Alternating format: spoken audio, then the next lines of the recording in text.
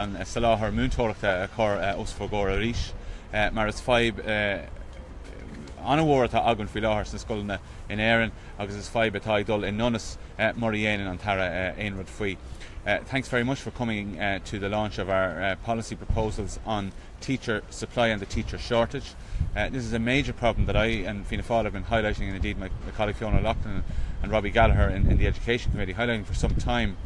And it seems that every time we put a bit of pressure on the Minister, something does happen, that he starts to acknowledge that there's a problem. Look, there's a major problem, you're aware of it.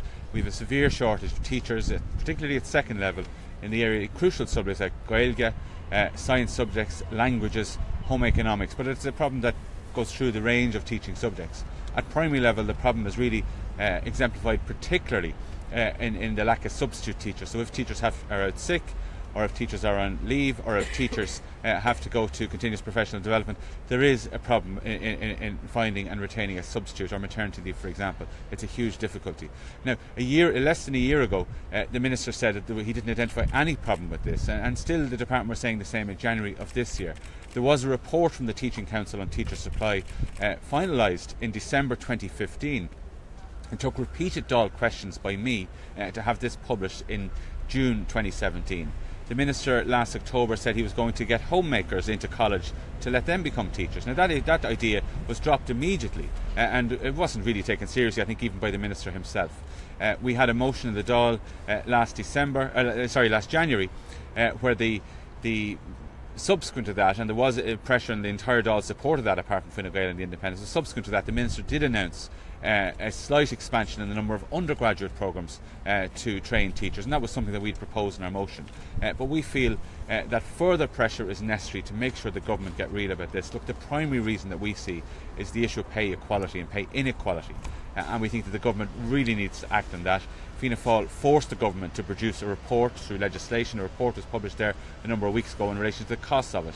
The Taoiseach did make noises yesterday that were slightly different than the noises they've made before. So we are expecting that the Minister for Education will go to the conferences next week on foot of the pressure from the unions and on foot of the pressure from Fianna Fáil over the consistent pressure from Fianna Fáil over the last number of years, and announce a start on talks in relation to pay equality. That has to happen, because that is the primary reason why there is a teacher shortage. It is a primary reason why teachers are abroad at the moment, because primarily they're getting paid less than their senior colleagues, but they feel undervalued, that their job is not worth as much and that they would be more valued in Dubai. And I think that if the pay scales are equalised, as would be right, then I think that this would have a dramatic effect on the perception of teachers and the perception of teachers themselves on their own profession. So I'm happy to answer any questions that you have on this morning, and thank you for coming. Are you optimistic that Richard Bruton might stake his colours to the mast and actually support even the principle of pay equality, given that we've asked him before several times that if money was no object would he support it, and even then he still can't say he does? I just find it's extraordinary from Richard Bruton over the last number of years, where he's completely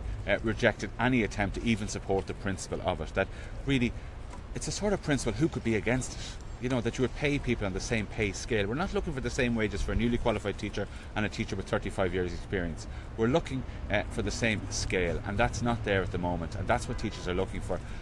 I think the Taoiseach did go further than they've gone before yesterday. If that does transpire next week in the teacher conferences, and we're always aware of the spin versus the substance, but if that transpires and if negotiations are started after the teachers conferences, as the Taoiseach seemed to indicate yesterday, then we will see that as a vindication of the pressure that we have put on, and indeed the pressure that the unions, and particularly their younger members, have put on over the last number of years. Do you think that will be enough to attract teachers who've gone abroad back to the working places? As I said, it is a primary reason in our view, there's no doubt about that, but there are many other reasons, and one of them is the cost of education. The cost of doing a 2-year postgraduate master's in education is extremely high. It can be up to 15,000 on top of your 3 or 4 year primary degree, and the numbers going into those master's degrees have dropped dramatically.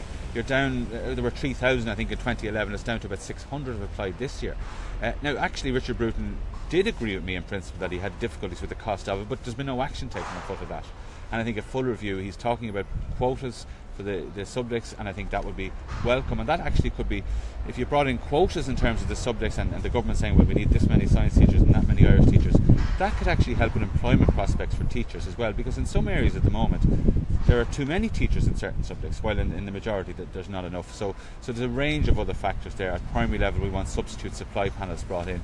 It would give certainty to substitute teachers themselves. They could get a permanent job as a substitute, going around to different schools as and when required. The Taoiseach also mentioned yesterday the phrase inflationary spiral. He said that we need to be careful that any pay increases to teachers don't lead to kind of Celtic Tiger situation. Is he trying to build in an excuse before he started? Yeah, and it's a very bad excuse if he is, because what struck me immediately when I heard him say that was that this isn't something that is going to apply to the entire public sector. This is something that will apply to the recent recruits probably across the public sector. I'm the education spokesman. I'll talk about teachers. They are the biggest group there among those. But this isn't a generalised pay rise that anyone is looking for. It is simply equality of pay scales. So I cannot see the inflationary impact of that the Taoiseach would say, because it's not across the board proposal that we're looking for in terms of all teachers, but rather those who are on lower pay scales. Thomas, cabinet go noch sé hartar 60 milliún cormíocht pá a hartar as das Montoria. Definitely for few and target in a Well, Shaska 3 milliún, 8 milliún don umlán san Idicus, gach 8 milliún don Rannog Piblí umlán. So tá na figurí mór galore, ach tá scope an sin massam sa Chána Snéise tá le teacht chun idirbhartaíochta concrítniú le idirbhartaíochta agus chun tosú leis an próisis ní léine ag glórag seo im lína bháin, ach tá siad ag géirí go práine go mé caintena an sin agus go mbeadh próisis agus lína ama an sin chun a haispantas na mútóirí caitheann a bhuíos sin, agus na gach bliana a héana rá tá lán tá fáine a chailúnta ag na mútóirí maidir le seo, agus tá siad tá siad rá caitheann bhuiil sin chun tosú sin an bhun ceistetá an sin caitheann. Introduce an Irish elective to undergraduate programs. Well, tá Gercéim ionach maidir le múna na Gaeilge faoi láthair, agus is Gercéim ní amháin múntóireachta, ach Gercéim cultúrtha agus Gercéim teangain. So caiimiid na dulling lech le seo mar hampla Gaelcholáiste a bhfuil aithne gumsarthú. Tá múntóirí dulasteach i múna agus nach bhfuil éon Gaeilge ach gur chorbe. Tuis nach féidir beidir múntóir tíreolaíochta agus múntóir ólaíochta áil. So tá muid an rásta cuasaí ólaíochta cuasaí tíreolaíochta cuasaí staire go mbeadh Gaeilge fáil an sin freisin, onas go mbeadh na múntóirí sin an dulasteach an Gaelcholáiste agus Gaeilge a bhúna freisin agus múna trí Gaeilge.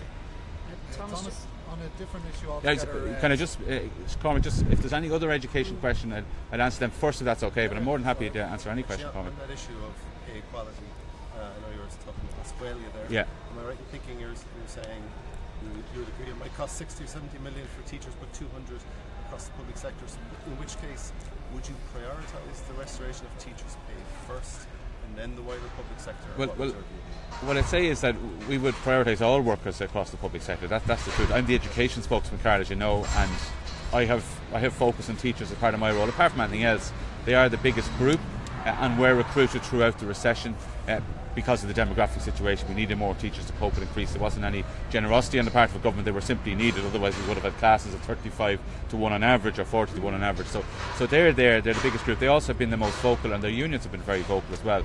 But I think they are doing a job really on behalf of all the public sector. But look, we won't be part of the negotiations. We want the negotiations to start, and we want that timeline to be implemented, and that will benefit more than just teachers.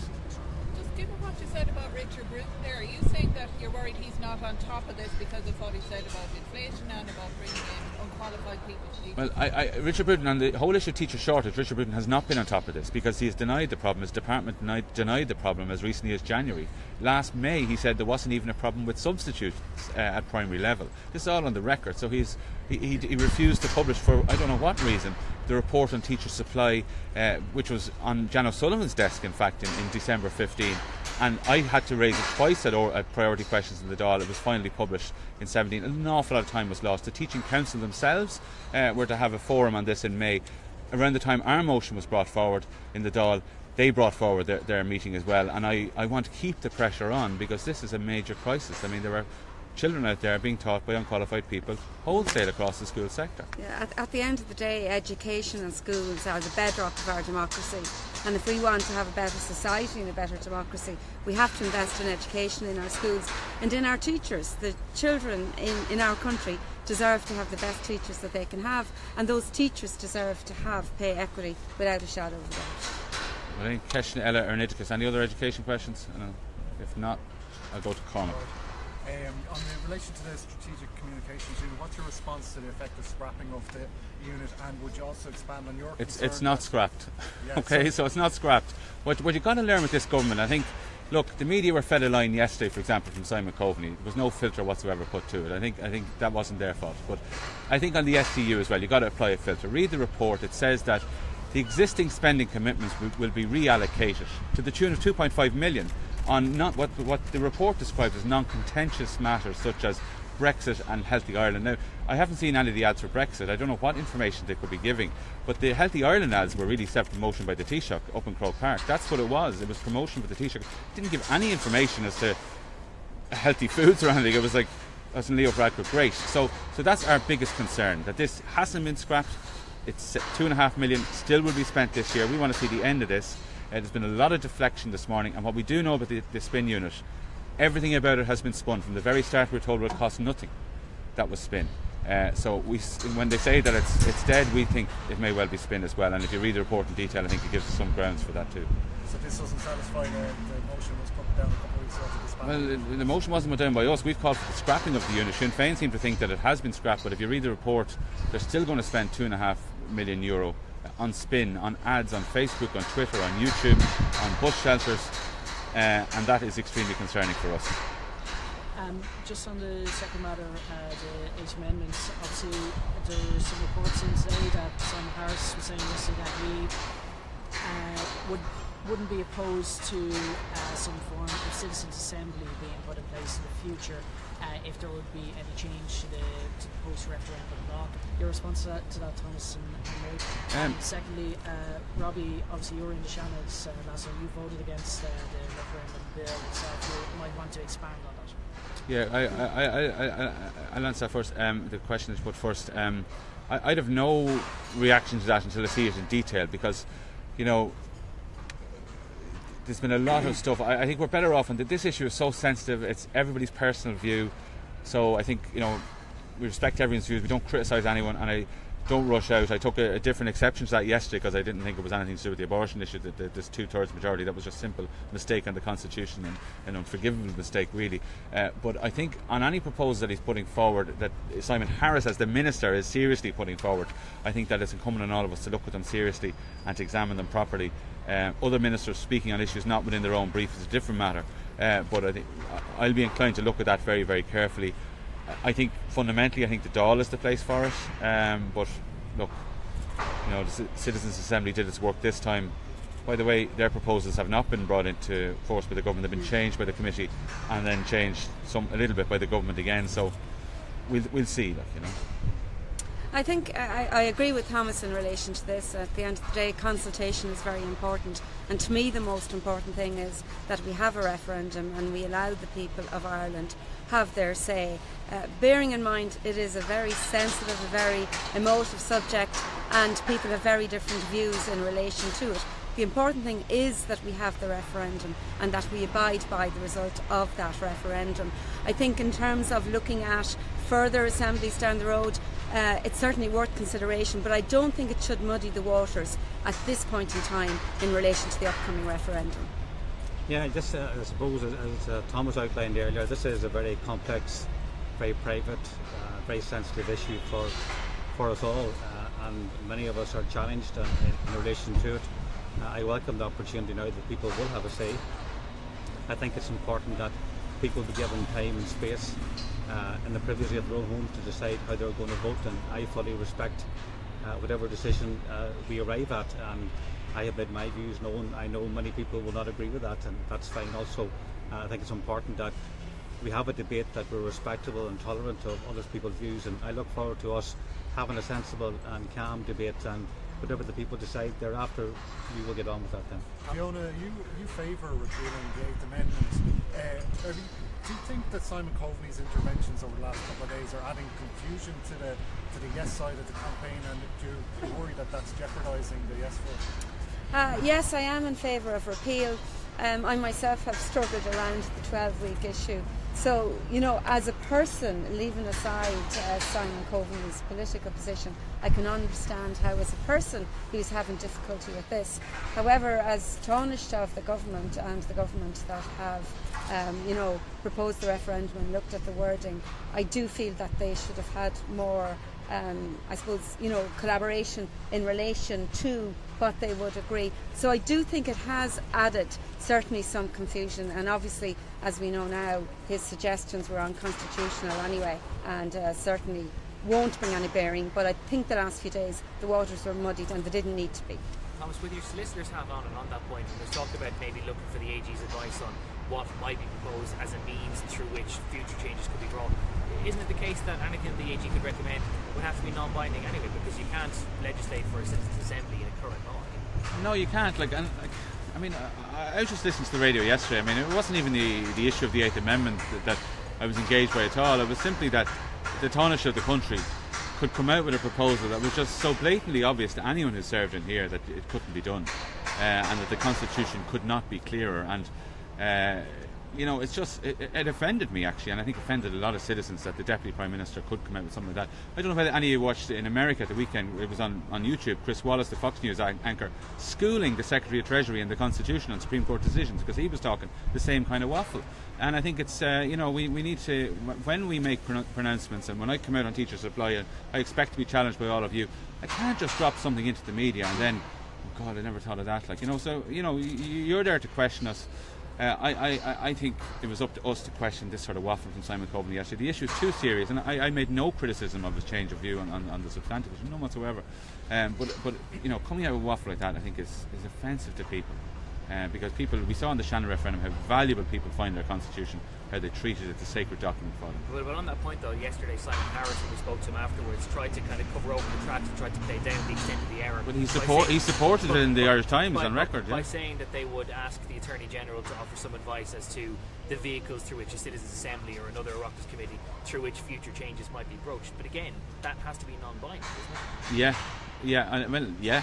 I mean, unless of course the government makes a policy decision that this is what we'll do, but that's a policy decision. A future government could change that, and the government itself could change that too. So, I mean, look, what I thought the most ironic thing yesterday was I said on radio that the Attorney General would shut this discussion down immediately, and effectively the Taoiseach said the same in the Dáil yesterday. This was shut down straight away by the Attorney General, and anyone with half an iota of knowledge of the Constitution would realise that the Attorney General would shut this down straight away, and it is shocking that the Taoiseach didn't realise that. Do you think then, bearing in mind what Gavin was saying, that Simon Harris' Citizens' Assembly suggestion is just there to give Simon Coveney political cover? Well, no, look, if the government want to make that as a government matter of government policy, they promise that they'll do that. I mean, it's not binding, it's not constitutional, probably won't be legislated for either, maybe it will be, and it can always be changed. That's government policy, if that's their policy, that's fine.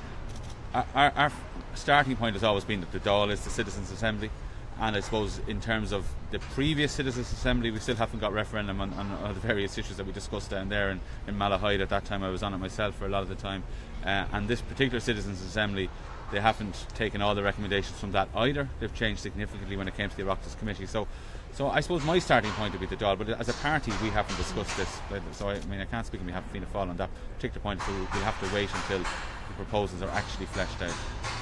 Just to fill out Kirsty Aragat Fishin and Gailge, I got to go to Redo, the made a car ride and Redo is going to see a deer, Shri and the high segment of her and Rafti, Chutty, Costa Dáil and No, I mean, look, mata tu geri rakti at the Court Street and Dáil sin Shannon, ta prosis and shin, ta she laga she's the fun rock, ta was kahi shin na rilaka, cleanish na rilaka shin.